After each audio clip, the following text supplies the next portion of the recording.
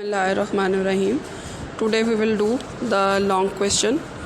आप इसमें एक्सरसाइज में चेक करें the long question number almost describe the solution of the problem associated with the conservation strategies for water, land, natural vegetation and wild life.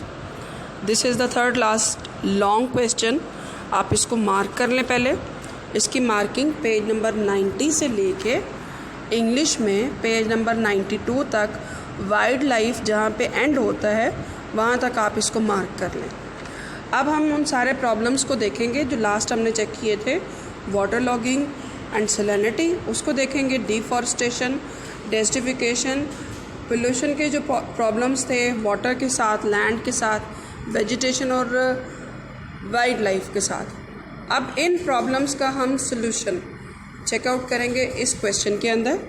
सबसे पहले इसकी reading start करते हैं यहाँ से। The problems associated with the conservation strategies for water. ठीक है, जो प्रॉब्लम इन सारी चीज़ों के साथ रिलेटेड थे, जैसे water, land, natural vegetation and wild life. ठीक है, इनको हम डिस्क्राइब करते हैं। सबसे पहले वाटर देखेंगे। Owing to lack of resources.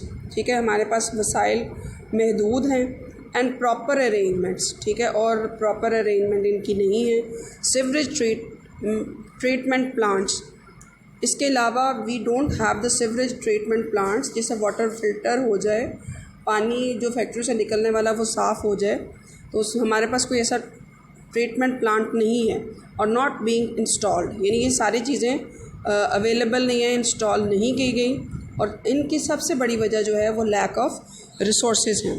Consequently, ठीक है, नतीजतन क्या है, river and sea water is getting polluted. तो फिर जैसे आपने वाटर पोल्यूशन का टॉपिक अच्छी तरह से पढ़ा है, तो उसमें क्या था कि इन फैक्ट्रियों से निकलने वाला पानी, घरों से निकलने वाला पानी जो है, या अंडरग्राउंड वाटर जो है वो पोल्यूट हो जाता है। ठीक है, तो सी यहाँ पे मेंशन है जी, river and sea water, we people are talking about the natural water resource, ये पोल्यूटेड हो जाता है। और पोल्यूटेड क्यों होता है? Because we don't have the sewerage treatment plants. One of the reasons for the shortage of irrigation water is the loss of water in the canals. एक जो सबसे बड़ी रीज़न है वो इरिगेशन आबपाशी की, वो नहरों के अंदर जो है वो पानी ज़ाया हो जाता है।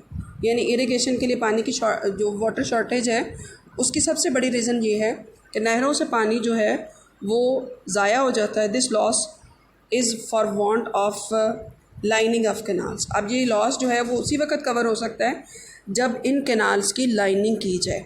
ठीक है, इनके फ्लोर्स की भी लाइनिंग हो, इनकी बैंक्स की भी लाइनिंग हो, तो तब हम इस वाटर लॉस को कवर कर सकते हैं। Then we have plenty of water for the irrigation purpose.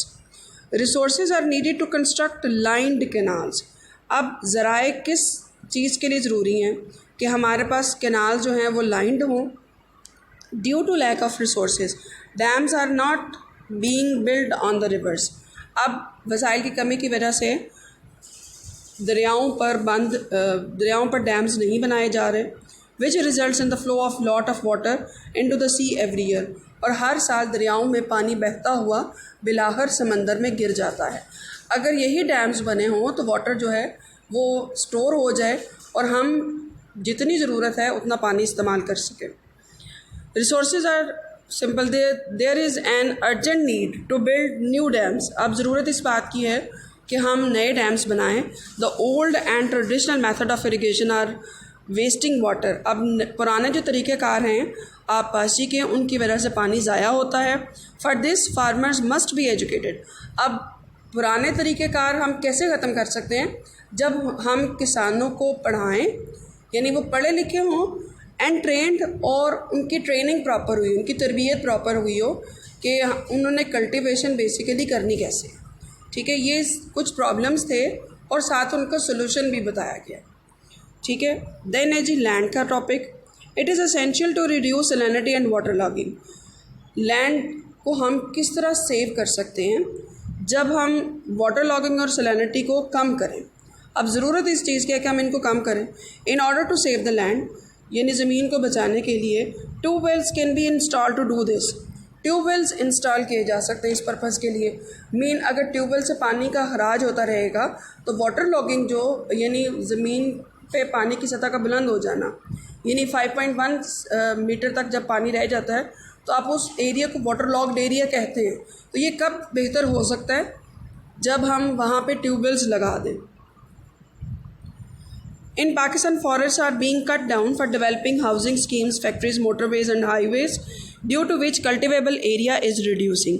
अब ये हाउसिंग स्कीम्स और फैक्ट्रीज़ की वजह से आप इर्द गिर्द के हालात चेक करें तो ऐसा ही है ना कि इन चीज़ों की वजह से जंगलात हम काट रहे हैं। जंगलात के काटने की वजह से ही ये मोटरवेज़ और ये सारी चीज़ें वजूद में आ रही हैं। Land can also be conserved by limiting these human activities. हम लैंड को बचा सकते हैं अगर हम इन ह्यूमन एक्टिविटीज़ को, मेन हाउसिंग स्कीम्स को और बाकी चीज़ों को अगर कंट्रोल कर सकें। Land can also be saved by destroying the heaps of garbage laying at places. और ज़मीन को उस वक्त भी बचाया जा सकता है कि जब जगह जगह पे कूड़े क्रिकेट के ढेर ना हो। Land can also be saved by applying new and innovative cultivation method. और ज़मीन को उस तरीके से भी बचाया जा सकता है कि अगर हम काश्तकारी के नए और जदीद तरीक़ों को अपनाएं। We should not repeatedly cultivate the same crops. Desertification में हमने ये चीज़ पढ़ी थी कि एक जगह पे अगर एक फसल बार बार लगाई जाए तो तब भी ज़मीन जो है वो बंजर हो जाती है, उसमें नाहमवारी रहती है। ठीक है, तो फिर क्या होता है, the same crop on the land so that it's fertility is maintain. अब एक ही फसल अगर बार बार नहीं उगाई जाएगी तो इसकी फर्टिलिटी जो है वो मेंटेन की जा सकती है। नेक्स्ट 2 टॉपिक्स आपको मैं अभी नेक्स्ट पार्ट में शेयर करती हूँ।